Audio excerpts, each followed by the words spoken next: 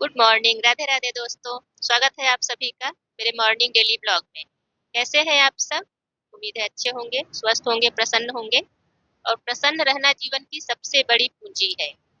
तो आज का ब्लॉग शुरू हो रहा है सुबह के 6 बजे से। और मेरा सुबह का सारा काम हो गया है, साफ सफाई का, एक्सरसाइज वगैरह सब कुछ हो गया है।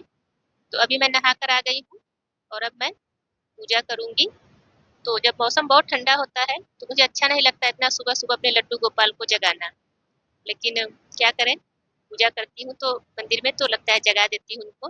कोशिश करती हूँ बहुत जल्दी उनको ना जगाऊं, मौसम ठंडा हो तब, अगर ठीक हो तो कोई बात नहीं है। और जब बहुत ज़्यादा मौसम ठंडा रहता है तो फिर उनको नहलाने में भी मुझे अच्छा नहीं लगता है। तो मैं थोड़ा सा गर्म पानी कर लेती हूँ, फिर मैं उससे नहलाती हूँ उनको। और किसी दिन बहुत ज़्यादा मौसम ठंडा रहता है तो फिर मैं एक दिन नहलाती हूँ और एक दिन नहीं नहलाती हूँ। एक दिन उनको कपड़े चेंज कर देती हूँ उनका और रहने देती हूँ। अच्छा नहीं लगता है मुझे फिर उनको इतने ठंडे पानी से नहलाऊं। तो अभी मेरा पूजा हो गया है और मैंने लड्डू गोपाल को जगा दिया, उनको भोग लगा दिया है। और अब मैं आ गई हूँ किचन में और अब बनाऊंगी मैं चाय। तो ये मेरे लड्डू का भोग है, मिश्री और दूध, वो सब मैं चाय में ही डाल देती हूँ। डेली का मेरा ये काम है। और क्योंकि ऐसे अगर रख दूँ तो फिर फूल जाएगा इधर उधर, तो अच्छा नहीं लगता, प्रसाद रह गया काफी देर तक। इसीलिए मैं चाय में डाल देती हूँ तो सही रहता है। और पहले मैं सुबह सुबह स्प्राउट चाट बनाती थी अपने लिए, तो वो सेहत के लिए बहुत अच्छा होता है। तो उसमें मैं सब कुछ डालती थी, गाजर, चुकंदर, टमाटर, नींबू। तो बड़ा अच्छा लगता था और बहुत फायदेमंद भी होता था। लेकिन अभी मौसम बहुत ठंडा हो गया है तो अभी सुबह सुबह ये सब चीजें खाने को मन नहीं करता कि सर्दी हो जाएगी। तो मैंने सोचा चलो अंकुरित अनाज को मैं थोड़ा सा गर्म कर लेती हूँ। तो इसको फिर मैंने हल्का सा कढ़ाई में गर्म कर लिया था ताकि इसकी ठंडक निकल जाए। उसके बाद फिर इसको बिस्किट और नमकीन की जगह पे इसी को थोड़ा सा खा लेंगे हम लोग। ये फायदेमंद बहुत होता है क्योंकि अंकुरित अनाज सेहत के लिए बहुत अच्छा होता है, वो भी 40+ के लोगों के लिए तो बहुत ही अच्छा होता है। हालांकि बच्चे नहीं खाते हैं, उनको ज़्यादा पसंद नहीं आता है ये चीज़ें। तो आज मुझे नाश्ता नहीं बनाना है सुबह, सब डायरेक्ट खाना ही बनाना है दोपहर का। क्योंकि पतिदेव को कहीं जाना है पार्टी में और बेटा है नहीं घर पे, वो कॉलेज चला गया है। तो मैंने सोचा चलो आज लेट से खाना बनाऊंगी। तो मेरा एक काम था जो कई दिनों से मैं सोच रही थी, तो मैंने सोचा आज मैं उसी को कर लेती हूँ। मुझे अपने मंत्र जाप के लिए, नाम जप के लिए एक थैली बनानी थी, एक बैग बनाना था जिसमें अपनी माला को रख सकूं। तो आज मैं सुबह सुबह उसी को बनाने बैठ गई। और बीच में ये सारे बच्चे जा रहे हैं क्योंकि आज है 26 जनवरी। तो कितने अच्छे लगते हैं बच्चे, छोटे छोटे एक ड्रेस में सब। इनको देखकर अपना बचपन याद आ जाता है। हम लोगों के टाइम में इतने उत्साहित रहते थे हम लोग, एक दो दिन पहले से ही हम लोग झंडा वगैरह बनाना शुरू कर देते थे। क्योंकि उस समय इतनी दुकानें नहीं होती थी गांव में तो मिलते नहीं थे। अभी तो बहुत कुछ मिलता है। तो उस टाइम हम लोग पहले से ही बनाना शुरू कर देते थे, एक दो दिन पहले से ही। और कितने अच्छे लगते हैं सारे बच्चे एक तरह के ड्रेस में, छोटे छोटे बच्चे। तो बीच में मैं देखने लगी थी क्योंकि बाहर रोड पे सब बच्चे जा रहे थे। तो उनकी आवाज़ आई तो मुझसे रहा नहीं गया, मैं जाकर देखने लगी। और ये देखिए, ये मेरा बैग बन भी गया है। इसमें माला रख करके नाम जप या फिर मंत्र जाप करते हैं। क्योंकि ऐसा कहा जाता है कि माला दिखना नहीं चाहिए, माला को हमेशा छुपा करके, ढक करके ही नाम जप या मंत्र जाप करना चाहिए। और ये देखिए बन गया, ज़्यादा समय नहीं लगा इसमें। और कई दिनों से मैं सोच रही थी इसको मैं मंगा लेती हूँ ऑनलाइन।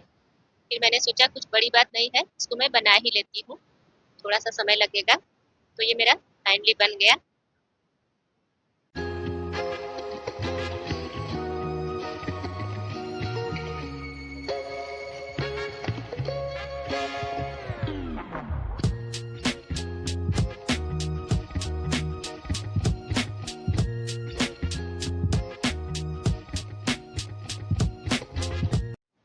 तो पतिदेव तैयार हो गए थे, वो जा रहे थे।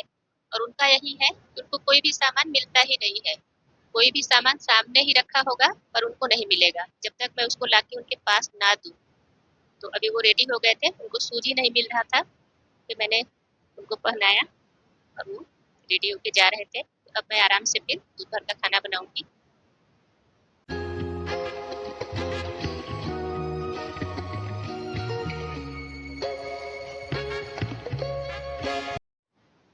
अभी बनाना था मुझे आलू मटर टमाटर की सब्जी, और उसमें गोभी भी है। तो सब्जी तो मैंने पहले से काट के रख लिया था, पर मटर छीलना रह गया था, तो मैंने सोचा चलो बनाते बनाते छील लूंगी। और आज बहुत दिनों बाद मैंने अपनी सिलाई मशीन खोली है, नहीं तो पहले तो मैं अपने सारे कपड़े खुद ही सिलती थी, चाहे वो सूट हो ब्लाउज हो सब कुछ, लेकिन सर्वाइकल की वजह से अब मैं सिलाई नहीं करती हूँ। तो बस अपने लड्डू गोपाल के कपड़े सिलने होते हैं तो सिल लेती हूँ, थोड़ा बहुत कुछ होता है तो कर लेती हूँ, नहीं तो कपड़े नहीं सिल पाती हूँ अपने भी। तो आज बहुत दिनों बाद खुला है मेरा मशीन, तो अच्छे से चल भी नहीं रहा था, क्योंकि जब मशीन बंद पड़ जाती है तो फिर अच्छे से नहीं चलती है। तो मैं सोच रही थी कि देख लूँ लड्डू का कुछ काम हो, तो खुला है मशीन तो कर लेती हूँ। तो इस टाइम तो ऊनी कपड़े पहनने हैं लड्डू को, तो मुझे कुरूस चलाना नहीं आता है, तो मैं उनके कपड़े ऊनी बना दूँ अच्छे से, तो मैं सिल कर ही बनाती हूँ, ऊनी कपड़े मंगा करके उसे सिल कर ही बनाती हूँ। और कुरूस से बहुत अच्छे बन जाते हैं, लेकिन मैं जल्दी ही सीखूंगी, क्योंकि एक दिन मैं मार्केट में गई थी तो देख रही थी कि ऊन से बने हुए बहुत अच्छे अच्छे कपड़े दिख रहे थे लड्डू के, लेकिन मेरे लड्डू छोटे साइज के हैं, 1 नंबर के हैं, तो उनके लिए कपड़े अच्छे से नहीं मिले, वो सारे कपड़े बड़े थे। तो अब जल्दी से मुझे सीखना है कि कुरूस कैसे चलाते हैं, कोसिया कहते हैं उसको, या हम लोग तो कुरूस ही बोलते हैं। कोसिया से कैसे बनाते हैं, तो उससे मैं क्रोसिया या कोसिया ऐसा कुछ बोलते हैं, तो जल्दी सीख कर फिर मैं अपने लड्डू के लिए कपड़े बनाऊंगी। तो फिलहाल इस बार की तो ठंडी निकल जाएगी, लेकिन अगली बार के लिए मैं जरूर बनाऊंगी। तो सुबह मेरा डस्टिंग का काम रह गया था, तो मैंने सोचा बीच में थोड़ा बहुत वो भी कर लेती हूँ, जहाँ जहाँ भी कपड़े मारने हैं वो मार देती हूँ। और अभी सब्जी मेरा बन गया है, सलाद वगैरह काट लेती हूँ, तब तक पति देव भी आ गए हैं, तो मैं खाना निकाल लेती हूँ, फिर साथ में खा लेंगे।